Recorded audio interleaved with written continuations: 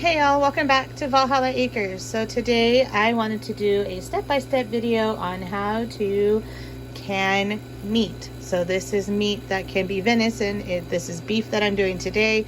This can be poultry.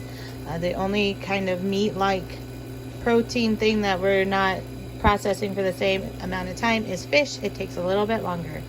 So our first step is that we are going to take our beef. We're going to trim as much fat as possible off of it because fat goes rancid first. Okay, we're going to cut it into chunks. Now I am doing a raw pack method today. You can also do a hot pack method on it. And the hot pack method is another step that you would do. You would put it in a pan and you would cook it about 2/3 of the way through, and then you would put it in your jars. You're still going to use the same amount of headspace, and you're still going to process it for the same amount of time and the same pressure. Now, if we go back to our beginning, welcome to canning class, we remember that in water bath canning, we adjust our amount of time. So we add time based on our elevation. In pressure canning, we add up the amount of pressure that we process at based on our elevation. And because I'm at almost 6,000 feet, I'm going to process mine at 15 psi with my weight. So first of all, I'm going to get this all cut up and I'm going to get it into the bowl. And then when we come back, I am going to show you how to pack it into your jars. All right, so our next step after we have all of our meat cut up is that we want to make sure that we have nice, clean jars. Now you'll notice that Trajan here is helping me. It's really nice because his hands will fit inside a regular mouth jar, whereas mine only fit inside those wide mouths. So Trajan is helping me wash the jars. Now we do not have to sanitize our jars anymore because remember, canning is a science, and so through the science they have found that if you are processing your jars for more than 10 minutes, you do not need to sanitize your jar. Just wash them, make sure they're nice and clean. Okay, then we will also get our rings and our lids, and we're just going to wash those with soapy water too, because they changed the formula on the lids for the sealing compound, and if you boil them, you can actually cause that to run off, and then you won't have a seal. Okay, to make sure you scrub the outside too of the jar. You don't want it to be yucky looking, okay? See on the bottom there was some yuck. So I store a lot of my empty jars outside on a rack just because they have so many and it's hard to keep them in the house. So they always come in and they always are so dirty and have to be washed. Alright, so Trajan is doing a great job of washing, and then he's going to help me fill them up in just a minute. Okay, our next step is we are going to take our meat and we're going to fill it to 1 inch of headspace. So if you look on your jar here, where all of the threads come together for the ring, we've got 1/4, 1/2, 3/4, and right down here, right at this line is 1 inch. So we're going to put our meat in there. Yeah, we're going to put our meat in there. 1 inch, okay? Okay, so over here, you want to do it? You want to show them how to put the meat in there with our funnel? Grab a handful of meat. Yep, just like that. Put it in there. Good job. Push it down in. So you're going to want it relatively tight packed for a raw pack. It should be about 1 pound of meat to a pint jar. Now it's not exact, but it's pretty close. And then we're going to fill it to 1 inch. We're going to pack it in there pretty good. And then it is optional to add salt. You can add seasoning to it.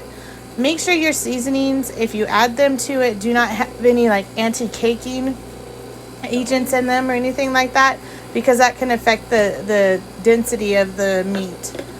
And then you can do broth or you can do water, but you still want to keep it at about 1 inch. And the good thing about adding some water, that's very nice, Trajan. Good job. I punted in. Yeah.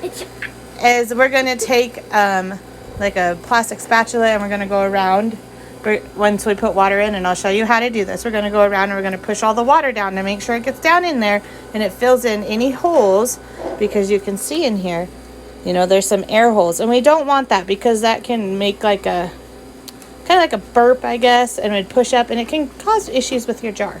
So Trajan and I are going to pack these full of meat, and then we will show you how to add the water and how to get the air bubbles out. Okay, we have all of our meat in at a 1 inch headspace.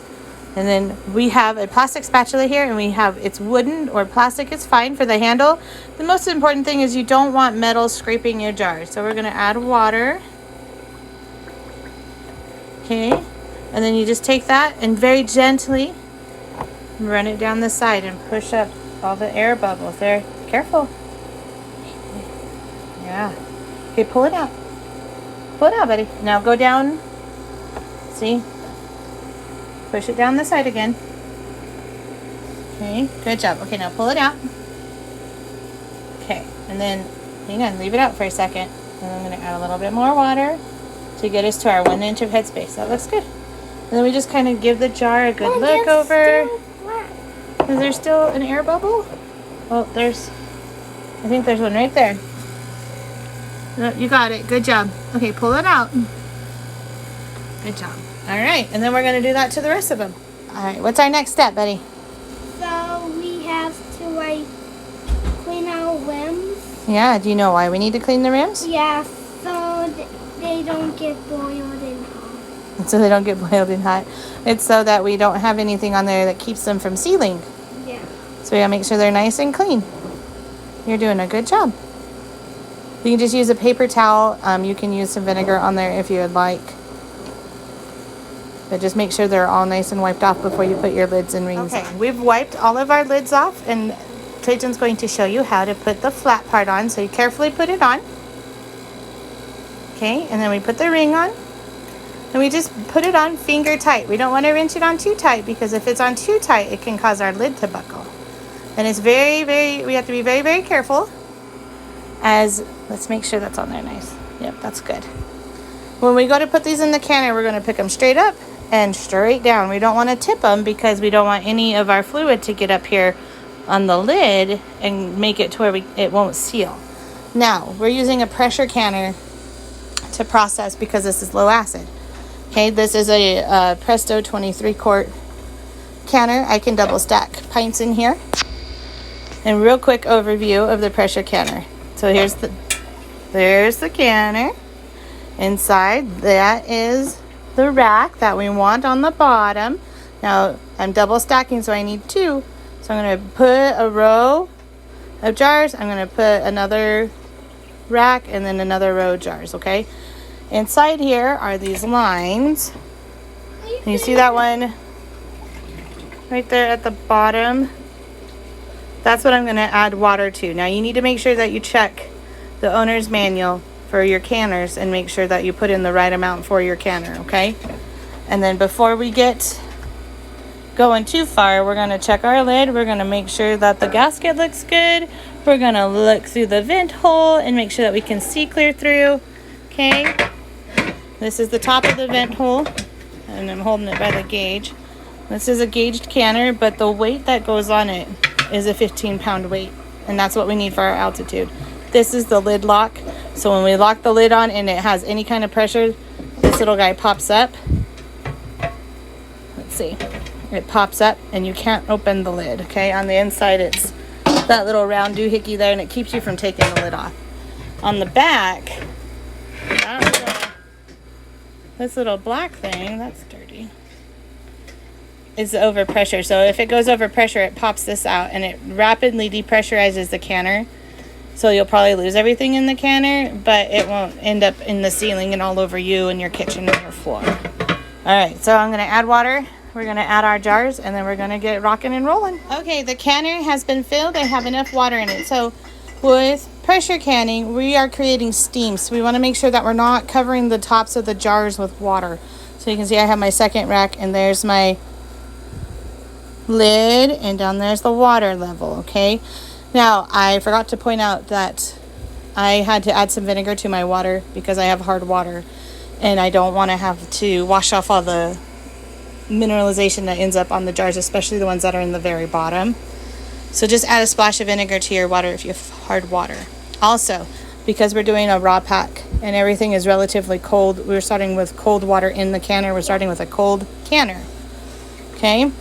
Then we're going to put the lid on this and we'll get it started. The lid is on. The fire is on. Yeah. Now we wait for it to create steam inside there. And then it's going to vent steam out of the vent pipe for 10 minutes. So we're going to watch it after it does that.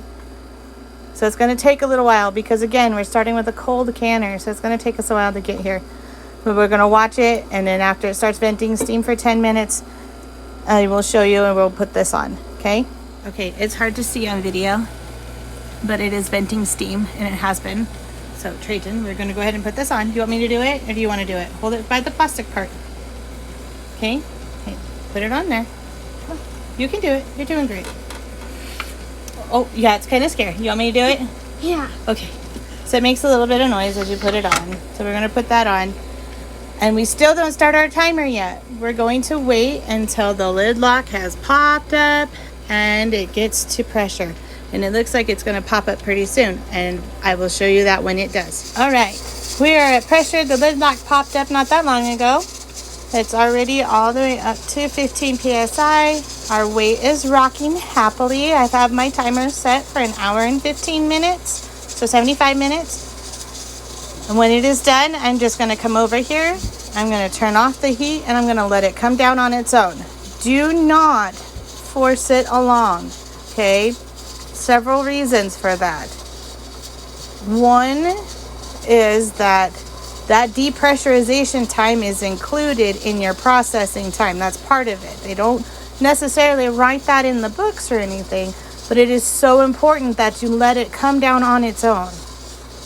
The second is, if you mess with this and it's still up here at pressure, you're going to cause one of two things, and probably both. One is siphoning in your jars. That's where the fluid comes out of your jars.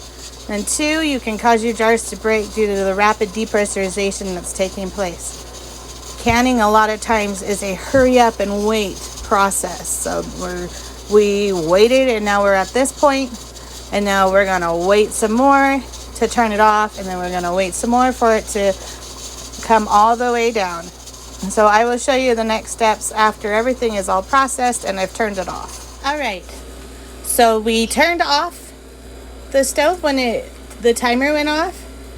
We let it come all the way down to 0. We went ahead and pulled off our regulator, and when this fell down, okay? Now we let it sit for a couple minutes because there's nothing worse than opening up a lid and getting like a flash steam burn. So let's see if I can do this one-handed. You just kind of slowly twist it off.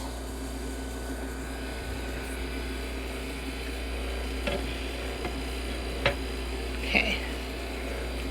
And yes, it's going to drip and it's going to be wet. Can you hold this for just a second right here? There you go. I need both hands. Keep it right here. Ooh, So this is what happened to the jar. Look at that, Trajan. Good. That looks fantastic. So Yeah, let's now take a can I look. sing? Hang on. Look inside here. So this action is very, very normal. It's still boiling inside the jars. So we're going to very carefully, we're probably going to give this a few minutes to cool down, because if we take these out and it's too cool out here to put them on our towel, then it can cause them to siphon. So we're going to let this cool down for just a minute. But that is the last thing we need to do. We need to take them out. We're going to put them over here on a towel. Remember, we're going to grab our jar tongs and we're going to lift them straight up. And we're going to go over kind of like a crane, and we're going to set them straight down. We don't want to tip them at all. Yeah. Even if there is water on top of the jars. Don't tip it off, okay? Because you can still see that their centers are still raised up.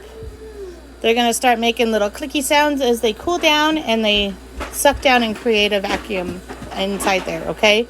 So we're going to let them sit out. We're going to let them sit for at least 12 hours by themselves, okay? We're not going to do anything else with them. We're just going to set them here. We're going to make sure that it's not a draft. It's not too hot. It's not too cold. And we're going to let them sit.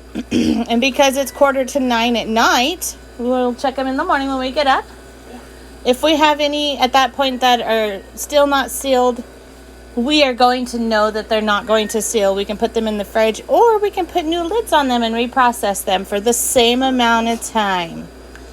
And you have a 24-hour window. So this finished at 8:45 p.m. I have until 8:45 p.m. tomorrow night to process it again. Okay? If you guys have any questions, please feel free to reach out.